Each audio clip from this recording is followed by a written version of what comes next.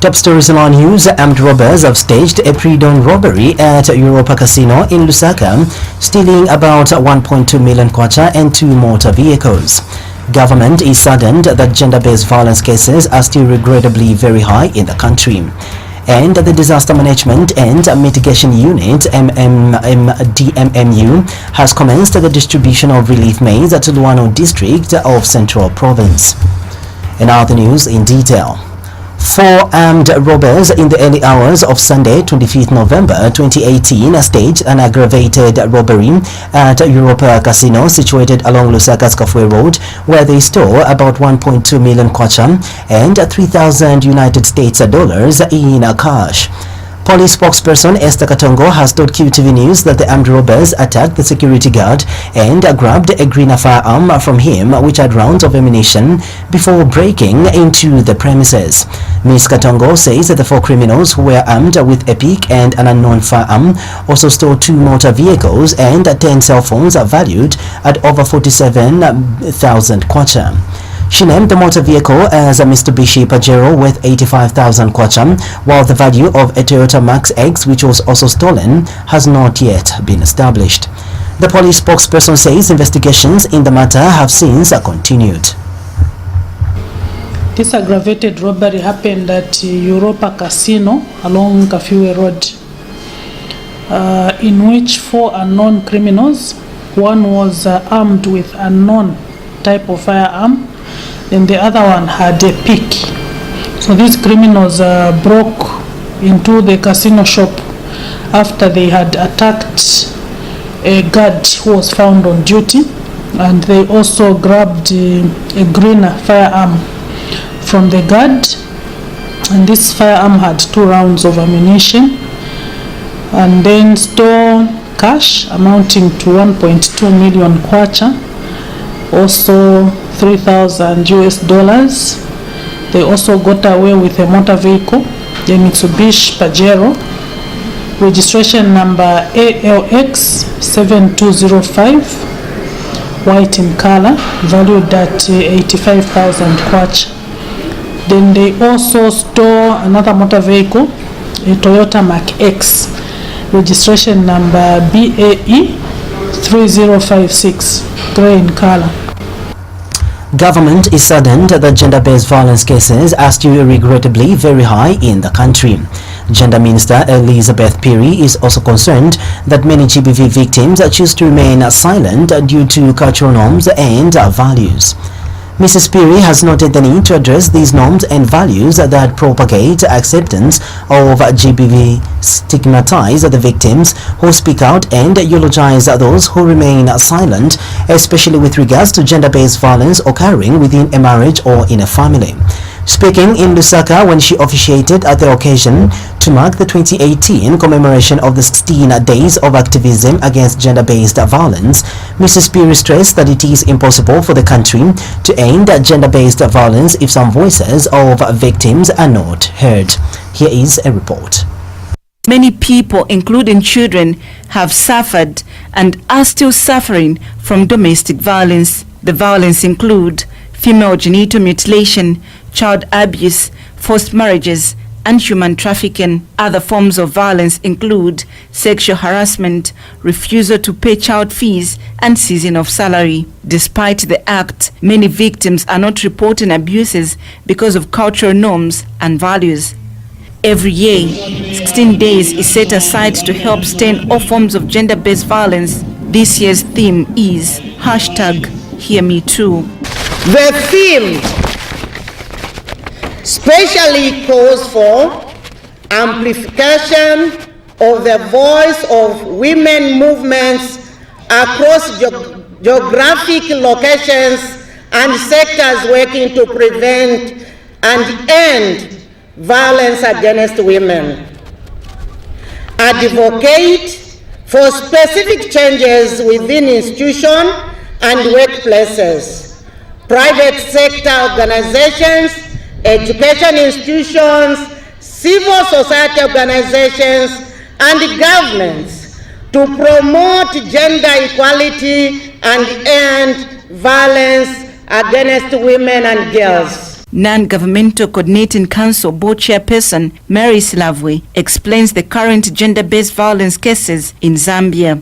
According to the recently published statistics by the Zambia Police, 6,114 cases of gender-based violence were recorded countrywide during the third quarter of 2018, compared to 5,096 recorded during the same period in 2017, showing an increase by 1,018 cases, which translates into 16.7%. In 2016, a total of 18,540 cases of GBV were recorded, compared to 18,088 cases in 2015.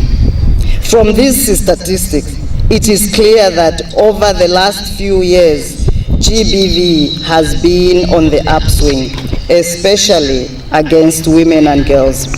According to Zambia Police, of the total number of cases reported, 664 cases of child defilement cases were recorded during the third quarter of 2018.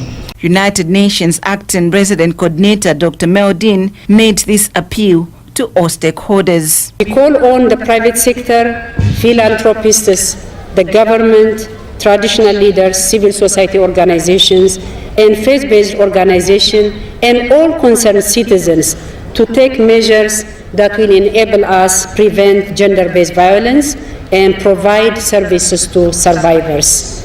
Ladies and gentlemen, today we are seeing the world light up in orange, symbolizing a bright future for women and girls.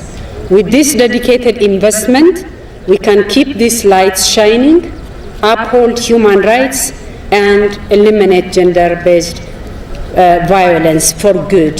However, Gender Minister Elizabeth Piri is concerned that many victims remain silent due to cultural norms and values. For a long time now, the culture of silence has characterized GBV, where most of the victims have remained silent.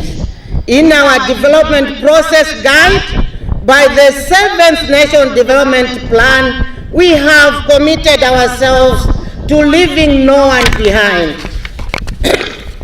Equally, in the fight against gender-based violence, we shall leave no one behind. This violence against women and children has tremendous cost to communities, nations, and societies for public well-being, health, and safety, and for school achievement, productivity, law enforcement, and public programs and budgets. Favorite Kalando reporting for QTV News in Lusaka. Rainbow Party Secretary General Winter Kabimba has advised President Edgar Lungu to take a step further and advocate for the repeal of the law that compels government to build a house for a retired president. Mr. Kabimba says President Lungu should not simply end at saying that he will not have a retirement house built for him, but ensure a complete repeal of the law, which he has described as an obnoxious piece of legislation. He says the issue is not about President Lungu's feelings, but whether it is sustainable to continue building houses for retired presidents or not. Mr. Kabimba has wondered why Zambia has maintained this law when countries whose economies are doing well do not have such a law, because they know that it is unsustainable. He states that despite Zambians not objecting to the legislation compelling government to build retirement homes for former presidents, at the time Republican President Frederick Chiluba signed it into law, they can do so now. The Rainbow Party leader says that people should admit that a mistake was made that needs to be corrected by repealing the law in question. He's talking about himself. He's not talking about repealing the law. We want him to say that I don't want a house built for me when I've left office, and I'm proceeding to repeal the law. That's what we expect from him. So So this is not about his personal feelings. This is about is this project sustainable budget-wise? And the answer is no. This is a poor country which cannot sustain that piece of legislation. We are a poor country. The principle is that we are a poor country. Of course, we can demand as citizens, and that's why you are raising this issue with the politicians. We can demand as citizens. If the United States, the richest country in the world, doesn't have that law, what makes Zambia a poor country, one of the poorest countries on this planet, to have that law? What sense does it make? What sense does it make? If Japan, which is the second largest economy in the world, doesn't have that law, if Germany, which is the largest economy in Europe, doesn't have that law, when Angela Merkel leaves office, she'll go and live in her personal house. What makes a poor country like this arrive at a decision like that? It's talking about. The opposition National Democratic Congress (NDC) is urging the Energy Regulation Board (ERB) to immediately revise the fuel pump prices downwards. NDC leader Chimba Kambwili says the call to reduce the pump price of fuel follows the substantial reduction in the price of crude oil on the international market. Mr. Kambwili says that the people of Zambia are already feeling the debilitating effects on the increased fuel prices. He says that the recent adjustment in fuel prices by the ERB has triggered an upwards adjustment in food prices and other essential goods and commodities. Mr. Kambwili says that the ERB has no excuse not to reduce the price of fuel, considering that the crude oil has reduced by 20% on the international market to about $60 United States per barrel. Meanwhile, Mr. Kambwili, who is also a Ron PF Member of Parliament, is demanding that government removes middlemen in the supply procurement chain of crude oil. The fuel prices or the crude oil prices on the international market has dropped from $82 per barrel to $60 per barrel. And it has always been a habit here in Zambia by government and the ERB that when the price of crude goes up, they quickly increase the prices. But when the price of crude comes down, they don't do it. People are suffering in Zambia because food is expensive, transport is expensive. Today, even moving from Matero on a bus to town is a luxury because a lot of people cannot afford it because of the high cost of fuel. I'm urging the government to quickly, with immediate effect, reduce the pump price of petrol and diesel because the price on the international market for crude oil has dropped significantly from $82 per barrel to $60 per barrel, and this reduction must be passed on to the consumers. The fuel. And the opposition Green Party President Peter Sinkamba has advised government to take advantage of the falling crude oil prices to market the Zambian kwacha and raise funds to liquidate the country's rising external debt. Government has been urged to urgently source for funds to go towards the payment of beneficiaries of the Social Cash Transfer Program. Civil Society for Poverty Reduction (SPR) Executive Director Patrick Shindano has expressed concern that a number of beneficiaries under the Social Cash Transfer Program have not been receiving their monthly allowances. Mr. Shindano says government must treat the failure to pay monthly allowances to Social Cash Transfer beneficiaries as a national disaster, looking at the effect this has on poverty levels in the country. He is concerned that most of those affected by the failure by government to pay monthly allowances are the disabled, orphans, widows and the aged, among others. Mr. Shindano feels that failure to address the situation undermines efforts to eradicating poverty in the country. Well, as a civil society for poverty reduction, I think we have been on record indicating the urgency on the part of government to release the funds for social cash transfer, because we have seen a delay. The last time we did our annual budget review, we did discover that only the first bi-monthly disbursement was done, which was covering January and February. And to date, our assessment in the field has also revealed that a number of beneficiaries still have not received the funds. And I think this is a matter of urgency. We need to prioritize this and find resources in the same manner that we put the same kind level of urgency on issues of national disaster. Because when you look at the target who are beneficiaries, these are people people that don't have any safety nets. They depend solely on the cash transfer programs, and the elderly, child-headed households, and so on. So the lack of them being able to receive this does not only undermine our efforts to reduce poverty, but also perpetuates the level of poverty that those people are facing. And there's need for government to basically prioritize this aspect and ensure that the disbursements are done, even as we get into the next fiscal cycle.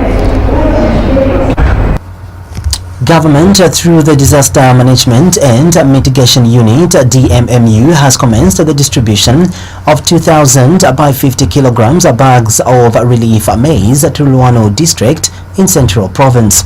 Luano District Commissioner DC Christopher Chibuye disclosed that 80% of the relief maize will be given on food for work basis, while 20% will be distributed to vulnerable groups such as the elderly, persons with disabilities, child-headed households, among others. Mr. Chibuye told Zanis in an interview that the exercise will go a long way in abating the hunger situation in the district. He disclosed that the district has been hit by hunger following the outbreak of the 4 armworms, which destroyed most of the main fields during the 2017-2018 farming season. Mr. Chibuye said the valley is the worst affected and hoped that more consignments will be sent to the district to further help the affected households.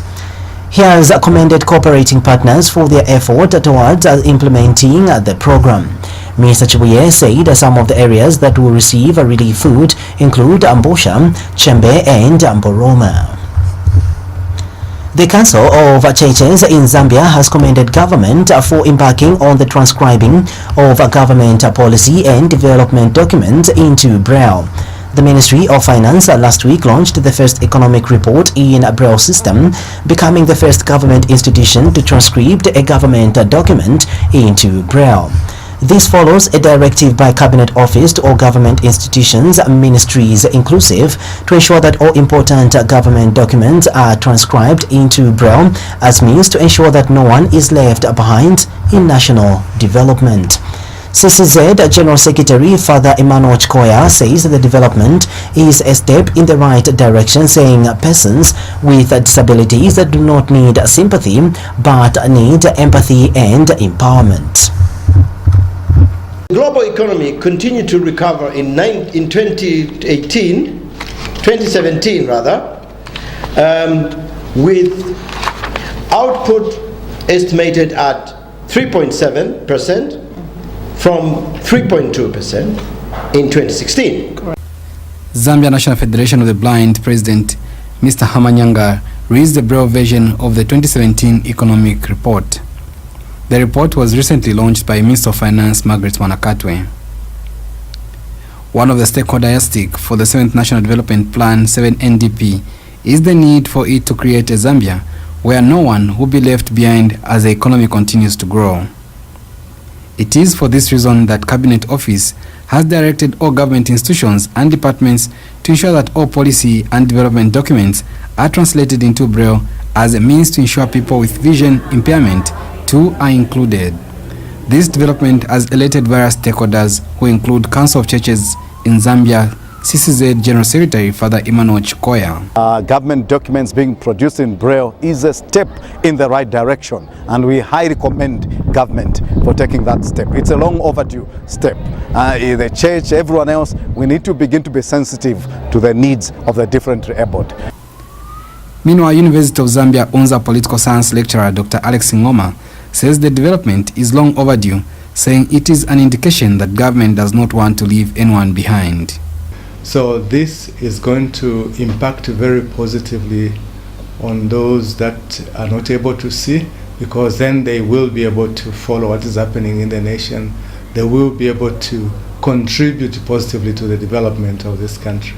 So on that score, I think that all the well-meaning Zambians should actually commend their government for doing what it has done. In the past, government documents were only accessed by able-bodied people, while differently abled people were left out. Therefore, with this turn of events, people with blindness have a reason to celebrate.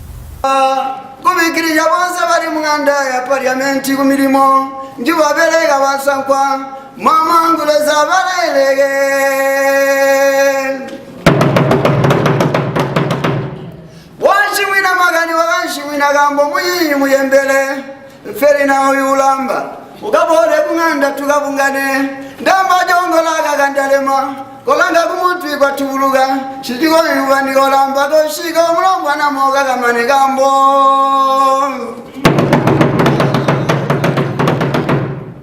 And Caritas Zambia Director Eugene Kabirika has advised government to remain focused on this path it has embarked on, despite the negativity that will come from other stakeholders, the thoughts that Father Chikoya and Dr. Ngoma also share.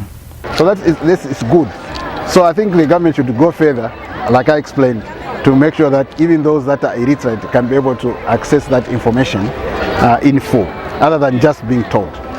You see, in every situation there will always be critics, and this must not surprise us when we hear some people actually, condemn government for spending resources to transcribe documents into Braille.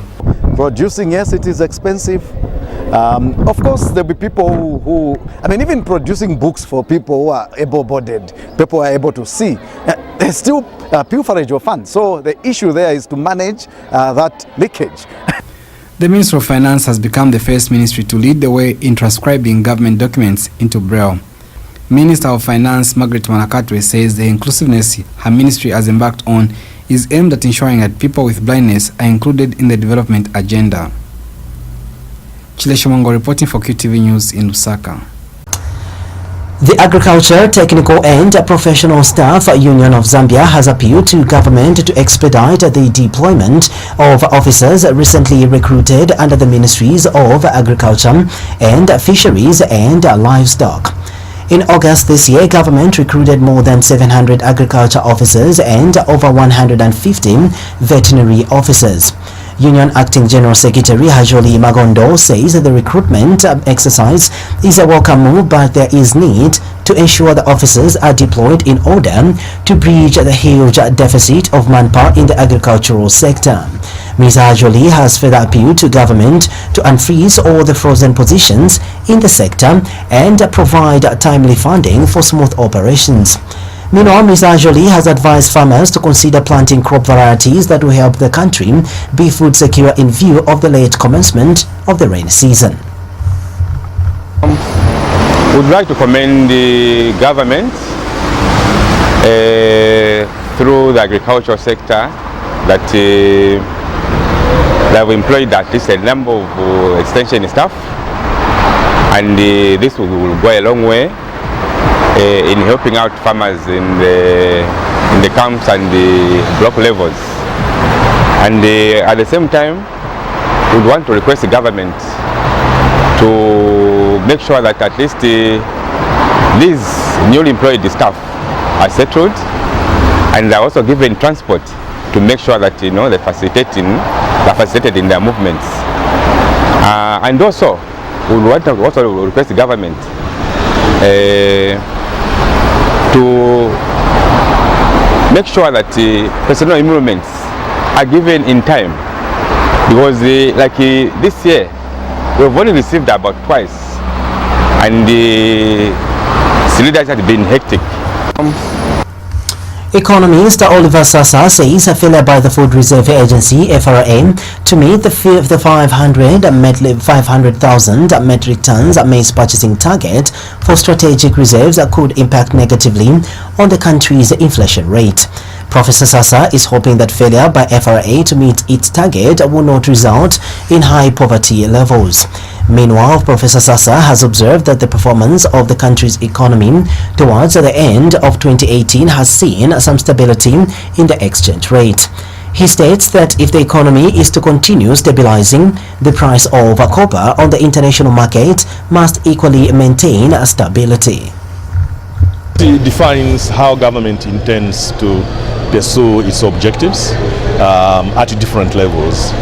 And everybody, I think, agrees, including government itself, that when policy is predictable, how the economy looks at the policy regime, whether you're talking about ordinary citizens, but especially investors, they need to be able to tell and project into the future and plan their economic activities based on a non-predictable policy regime. If you keep on changing And I think the government has, I've seen some stability of late. If you keep on changing, then it means that the economic players may have challenges regarding how they anticipate their investment to perform. So yes, policy consistency is important. It has to be attended to. We would not want to see a situation where our investors, both local and foreign, are not sure of the investment environment in the country. I think so far we have seen and witnessed a certain magnitude of stability. It was very bad initially. Last year, everyone agrees. And I think we are learning, and this is positive in my view. Still in our news, the opposition leaders have been urged to exercise caution in their utterances to avoid polarizing the country, especially now that the national dialogue process is progressing. Zambian TNS spokesperson Spokem Lemwa says that during this time of reconciliation and national healing, there is need for opposition leaders in the country to tame their tongues. Ms. Lemwa says remarks attributed to NDC consultant Chimba Kambwili that there is no president in Zambia are unfortunate, demeaning and provocative. Ms. Lemwa says it is sad that Mr. Kambwili is saying that Zambia has no president when he campaigned for President Edgar Lungu in 2016 general elections. He has reminded Mr. Kambwili that President Lungu swore in him as Minister of Information and Broadcasting Services on 2 occasions in 2015 and 2016 respectively. Recently, Ruan Patriotic Front, PF Member of Parliament Chimba Kambwili, was quoted as saying that there is no president in Zambia but just a figurehead in a state house. Remarks attributed to Chimba Kambwili, alleging that there is no president in Zambia, are not only unfortunate, demeaning, provocative, but also extremely disrespectful to the head of state and an insult to the collective intelligence of the Zambian people. Kambwili and other disgruntled elements have demonstrated gross disrespect for the office of the president and the person who occupies it.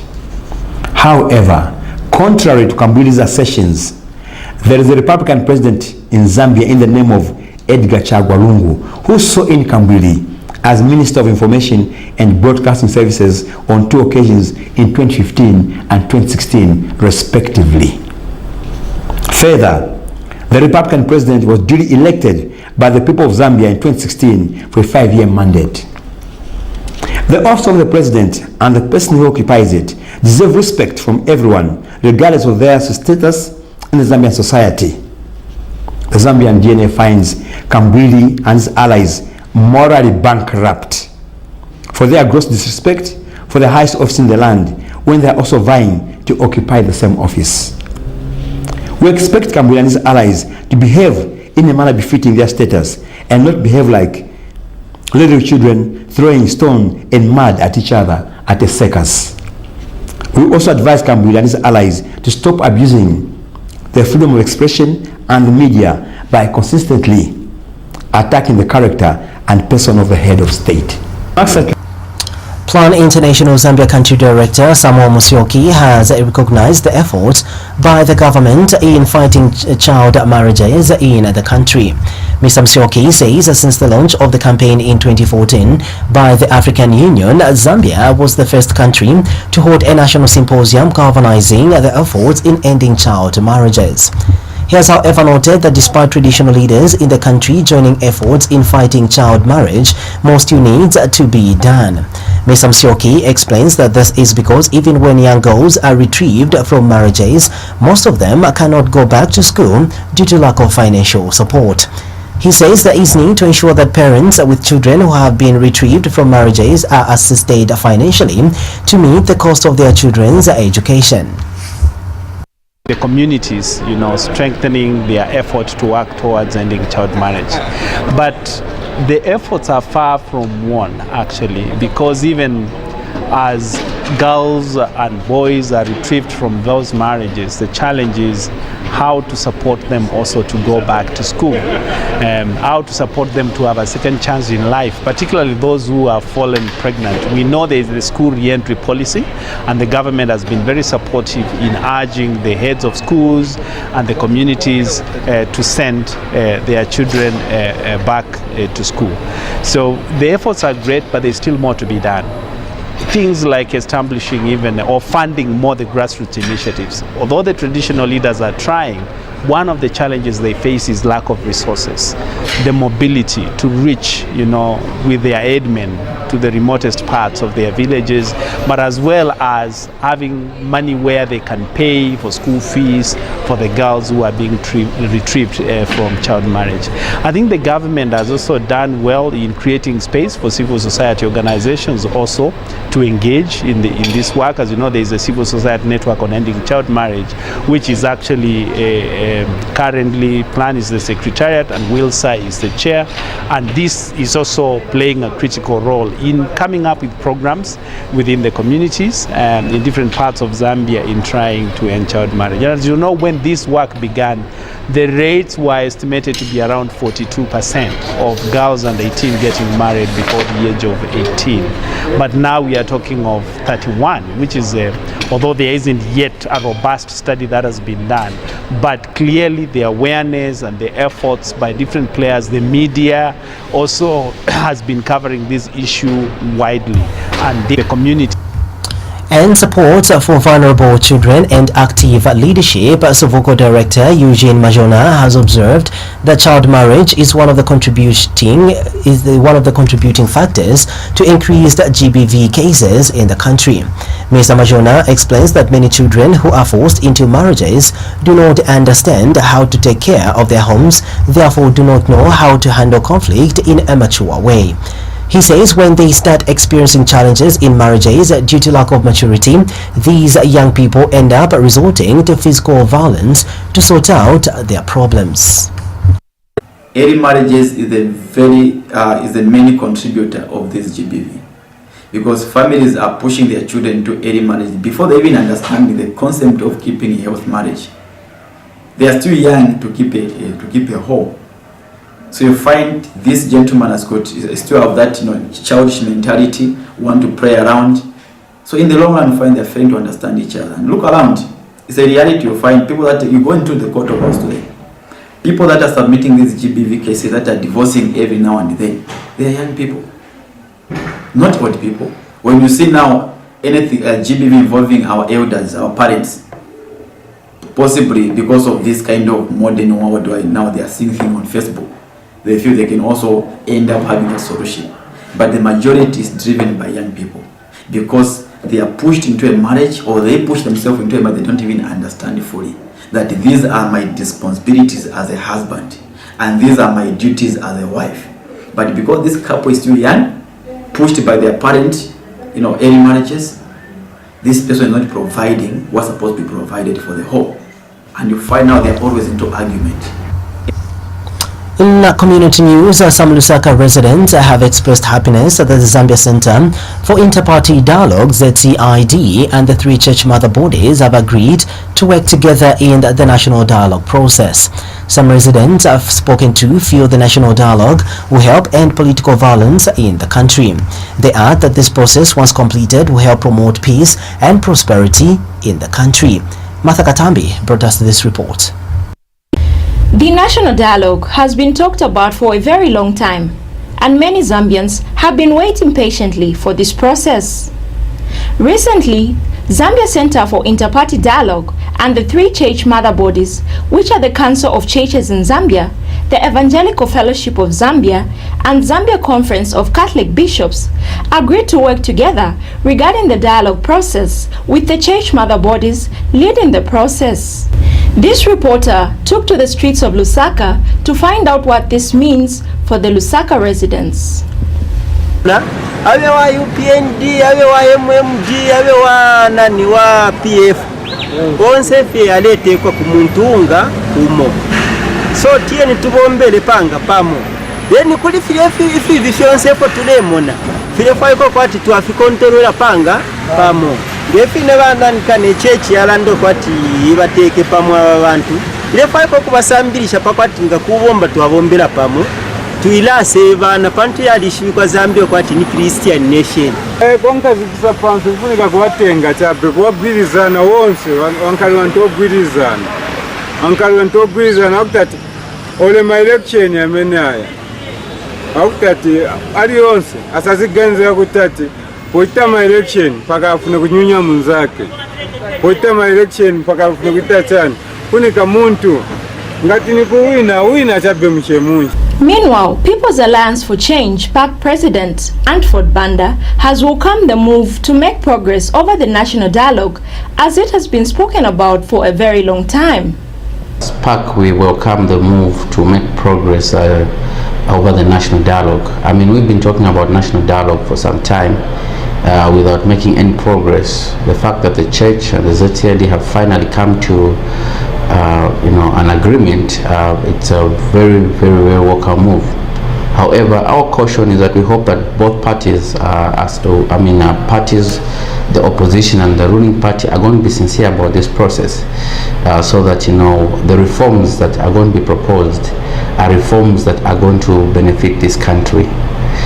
We welcome the move also by the President, His Excellency Sedge Chagolungu, meeting with opposition leader Hakainde Hichilema. And support for vulnerable children and active leadership, Sovuko Director Eugene Machona had this to say. I've heard this kind of anxiety from the general public, from other opposition leaders, and our fellow civil society organization.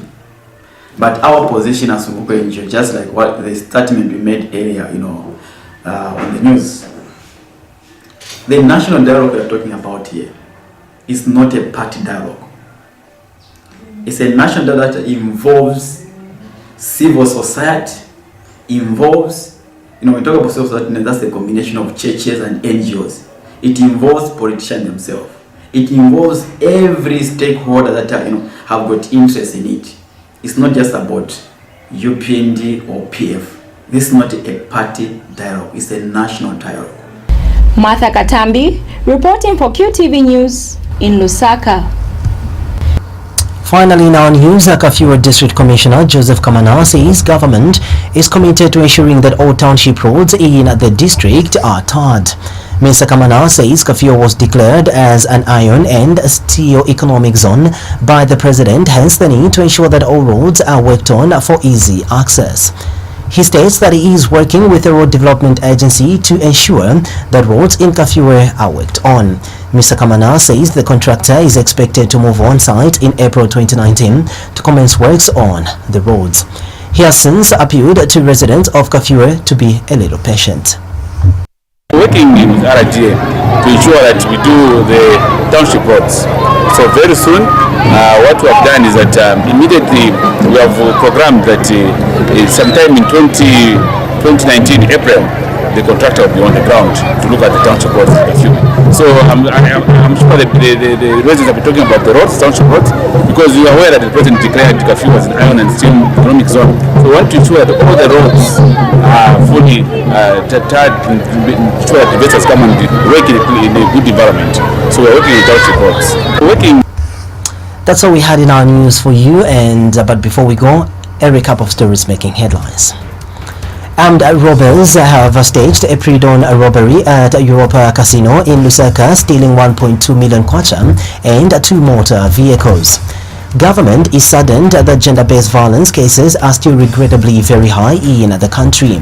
And the Disaster Management and Mitigation Unit, DMMU, has commenced the distribution of relief maize to Luano District of Central Province. Thank you for watching. Bye-bye.